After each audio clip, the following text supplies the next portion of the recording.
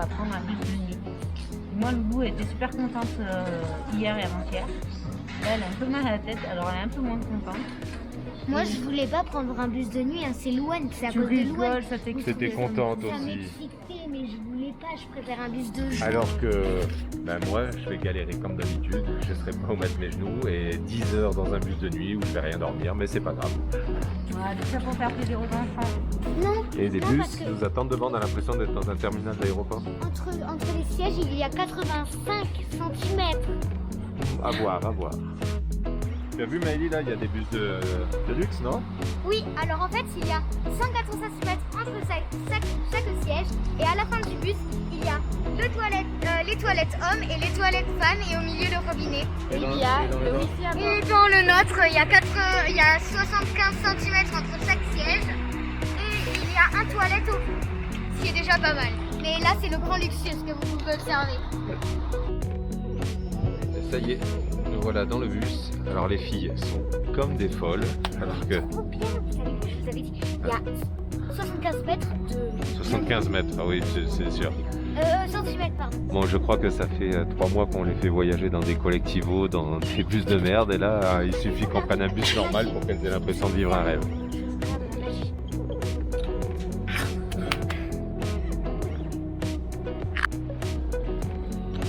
Voilà, nous sommes à 8 heures de bus. Tout le bus dort encore, quasiment. Bon, Louane, apparemment, était contente de prendre un bus, mais le bus ne lui réussit pas trop. Sinon, à part ça, tout se passe à peu près bien et le soleil se lève. Plus qu'une heure ou deux de bus avant la destination. Ça y est, 9 ou 10 heures de bus, on vient juste d'arriver à Palenque. Maintenant, on va essayer d'aller trouver notre hôtel, un hôtel du moins. On a fait une pré-réservation sur Booking, mais avant on va aller voir par nous-mêmes ce que ça donne et si c'est vraiment pas top, eh bien on changera. En route, les gloutons. Mission effectuée, on a trouvé notre logement. Plutôt classe pour une fois. Il n'y a pas de cafard.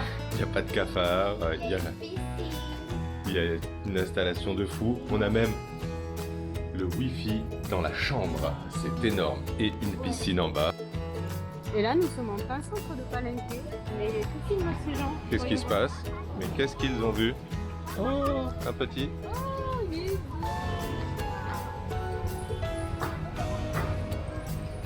c'est énorme. C'est là, quoi. C'est même pas un mètre.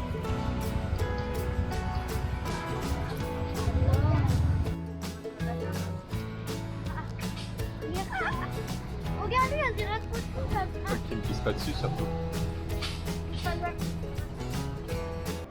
Petit apéro avec la sauce pas trop piquante et la sauce qui déchire. Loulou nous a abandonnés une nuit dans le bus et elle est morte. Yannick, lui, a pas oublié la bière pour autant. Lily coule à peu près 3 litres d'eau. Et moi, je suis heureuse. Des crevettes, des légumes que je connais pas, du riz au beurre. Et pour eux, Du jambon, des laitages glaçants. Mais c'est vraiment trop bon. Attendez, je vous montre.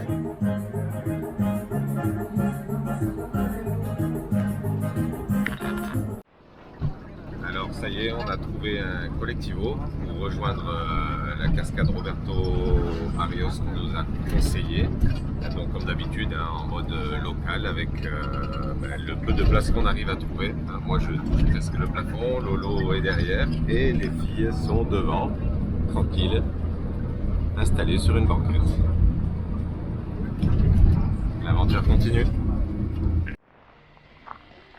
Ça y est, après 30-40 minutes de collectivo où les filles ont pu pratiquer l'espagnol et en même temps faire un cours de français, on arrive vers la cascade.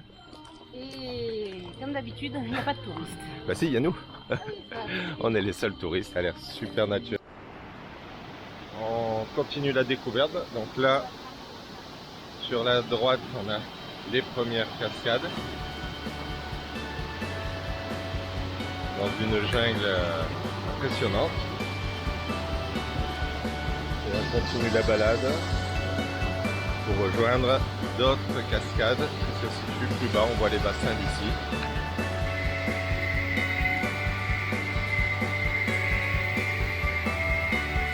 Oh, c'est beau, hein.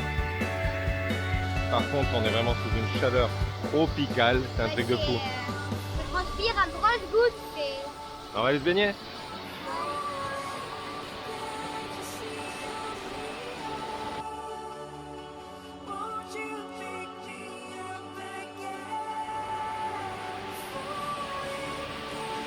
C'est vraiment celle-là, hein.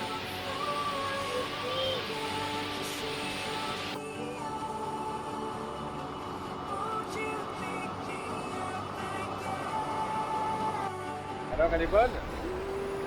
Top, hein? Alors Yannick, Je suis comme un dingue, on est dans des cascades au milieu de la jungle, c'est excellent. Franchement, c'est excellent. Là, je sais pas comment on fait la cascade. là-bas il y a Lily qui est bloquée. Je crois qu'elle a la trouille. Et fais gaffe, j'ai failli me faire aspirer, j'ai pris un coup de flip. Ça va d'un coup et en fait tu glisses sur le bord. Va là où sont les gens.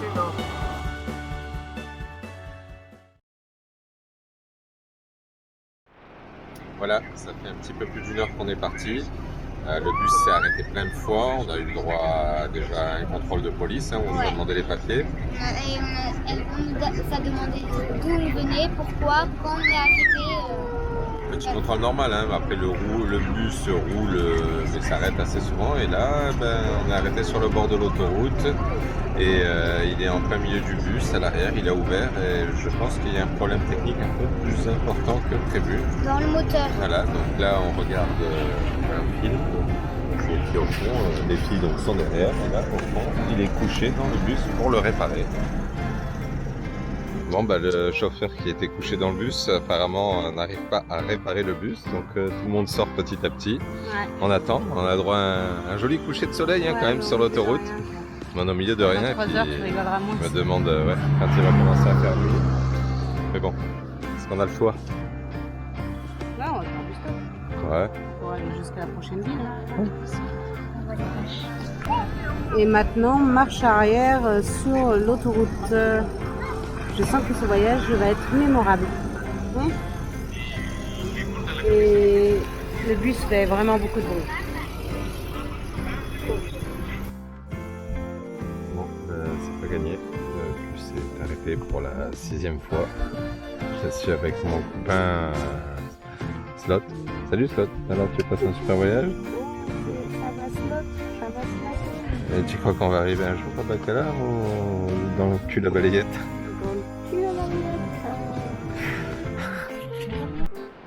Et 9 ou 10 heures du soir, on a dû faire 40 km en 4 heures à peu près. Et là on est arrêté une demi-heure sur le bord de l'autoroute, donc on vient tout juste de remonter. On ne sait pas si ça va tenir, mais là on est vraiment dans le plan galère.